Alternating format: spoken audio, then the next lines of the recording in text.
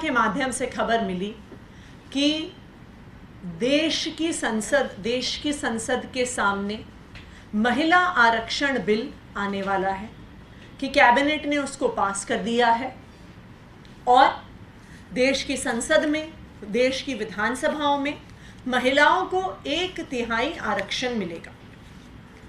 आम आदमी पार्टी ने इस बिल का स्वागत किया।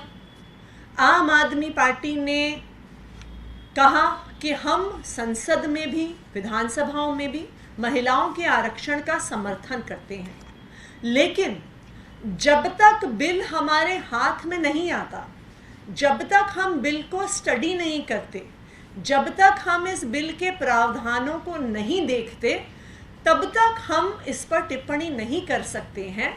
क्योंकि जैसे अंग्रेजी में कहते हैं कि the devil lies in the detail, कि किस प्रकार से बिल का ड्राफ्ट बना हुआ है, उसी आधार पर इसका महिला आरक्षण का एक्चुअली इम्प्लीमेंटेशन होगा।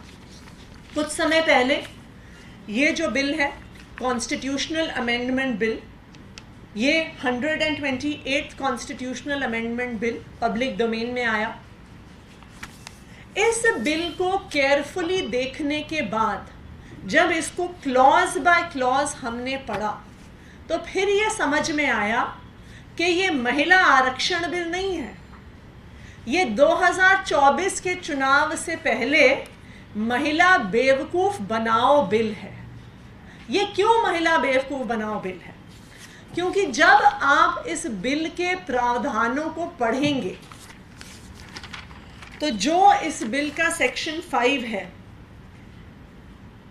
आर्टिकल 334A, जो ये कॉन्स्टिट्यूशनल अमेंडमेंट कॉन्स्टिट्यूशन में ऐड करेगा, वो ये कहता है, Notwithstanding anything in the foregoing provision of this part or part 8, the provisions of the Constitution relating to the reservation of seats for women in the House of the People, the Legislative Assembly of the state and the Legislative Assembly of the National Capital Territory of Delhi.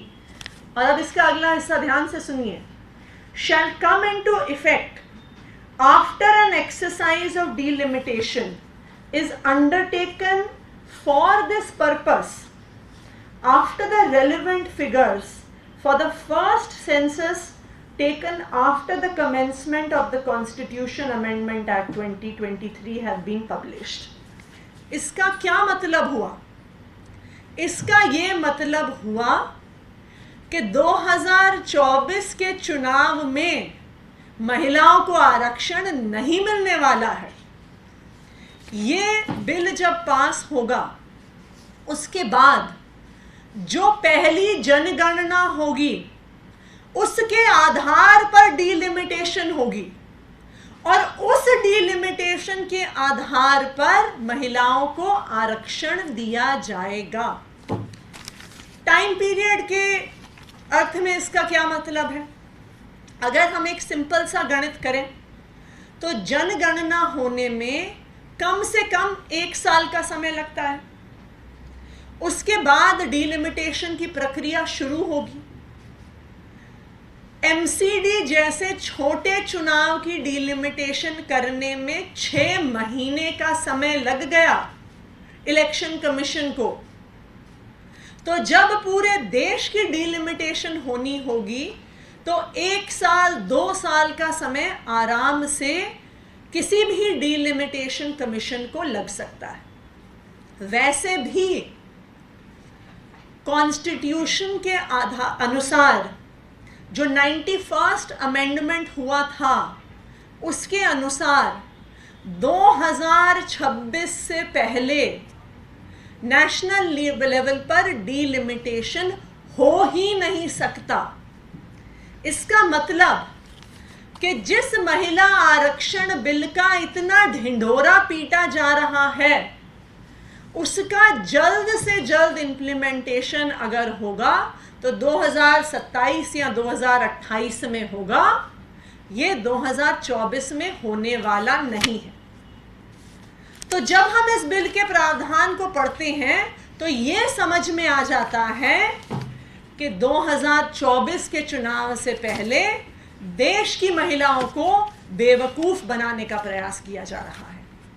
अगर मोदी जी की नीयत होती कि उन्हें महिलाओं को वास्तविक तौर पे आरक्षण देना है तो वो 2024 के चुनाव में दे देते। क्यों उन्होंने ऐसा कहा कि पहले हम जनगणना का इंतजार करेंगे, फिर हम डिलिमिटेशन का इंतजार करेंगे, उसके बाद हम महिलाओं को आरक्षण देंगे? वो आज जितनी सीटें हैं, जो अभी 543 सीट्स हैं, उसमें 1/3 आरक्षण क्यों नहीं दे सकते हैं? ये सिर्फ और सिर्फ तरीका है महिलाओं को बेवकूफ बनाने का। इसलिए इस बिल का नाम होना चाहिए महिला बेवकूफ बनाओ बिल। और ये बहुत ऑब्वियस सी बात है, भारतीय जनता पार्टी को, प्रधानमंत्री नरेंद्र मोदी जी को महिलाओं की वेलबींग में कोई इंटरेस्ट नहीं है। भारतीय जनता पार्टी वही बृजभूषण की पार्टी है। भारतीय जनता पार्टी महिला विरोधी पार्टी है। लेकिन क्योंकि अब लोकसभा का चुनाव आ रहा है और इनको वोट मांगने जाना है, इसलिए महिलाओं को बेवकूफ बनाने का प्रयास किया जा रहा है। हमारी भारतीय जनता पार्टी से, प्रधानमंत्री नरेंद्र मोदी जी से ये मांग है कि ये जो बिल संसद में पेश किया जा रहा है, इस बिल में संशोधन किया जाए, डिलिमिटेशन का, सेंसस का इंतजार ना किया जाए। और आम आदमी पार्टी ये मांग करती है कि महिलाओं का आरक्षण 2024 के ही चुनाव से किया जाए। धन्यवाद।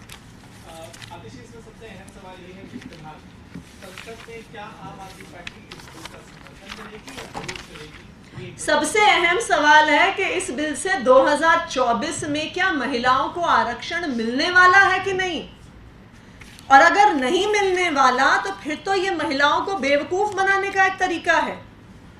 क्या जरूरत थी इसमें जनगणना का क्लॉज डालने की? क्या जरूरत थी इसमें डिलिमिटेशन का क्लॉज डालने के लिए? हमारी भारतीय जनता पार्टी से ये मांग है कि इस बिल को अमेंड किया जाए, संसद के पटल पर अमेंड किया जाए और महिलाओं को 2024 के चुनाव से ही 1/3 आरक्षण दिया जाए। यानी जब तक अमेंडमेंट नहीं होगी तब तक इन प्रिंसिपल समर्थन नहीं है पार्टी का? देखिए, हमने तो कहा ही है कि हम इन प्रिंसिपल समर्थन करते हैं महिला आरक्षण का, लेकिन ये बिल एक सरासर ढोंग है, महिलाओं को बेवकूफ बनाने का तरीका है। और मैं प्रधानमंत्री नरेंद्र मोदी जी को बता दूं कि महिलाएं बहुत समझदार होती हैं और वो आपके इस पैंतरे से बेवकूफ बनने वाली नहीं है। देश की महिलाओं को पता है कि पिछले 10 साल में कितनी महंगाई हुई है। देश की महिलाओं को पता है कि घर चलाना कितना मुश्किल हुआ है। उन्हें पता है सिलेंडर का दाम कितना है, आटे का दाम कितना है, दाल का दाम कितना है, टमाटर का दाम कितना है। आप उन्हें ये पता नहीं कितने साल बाद आने वाले आरक्षण से उनको बहका नहीं सकते, फुसला नहीं सकते।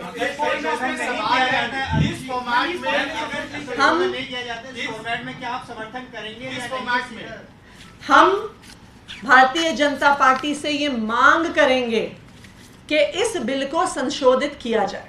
आप वोट करेंगे या नहीं इस फॉर्मेट में? पहले हो सकता है